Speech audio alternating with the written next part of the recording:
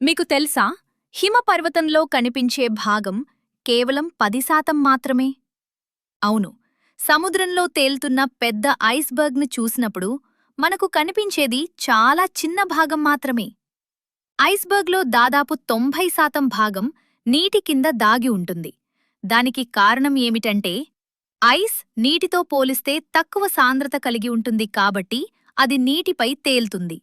అయితే ఎక్కువ భాగం నీటి కింద ఉండటం వల్ల అది చాలా ప్రమాదకరంగా కూడా మారుతుంది. అందుకే ఒక ఐస్బర్గ్ను చూసి దాని మొత్తం పరిమాణాన్ని అంచనా వేయడం కష్టం. ఇది మనకు ఒక ముఖ్యమైన విషయం చెబుతుంది. మనకు కనిపించేది మాత్రమే నిజం కాదు, దాగి ఉన్నది ఇంకా ఎక్కువగా ఉండవచ్చు. ఇలాంటి మరిన్ని ఆసక్తికరమైన ఫ్యాక్ట్స్ తెలుసుకోవాలంటే మా ఛానల్ను ఫాలో అవ్వండి. ఈ వీడియో మీకు నచ్చితే లైక్ చేసి సబ్స్క్రైబ్ చేయండి. థాంక్యూ.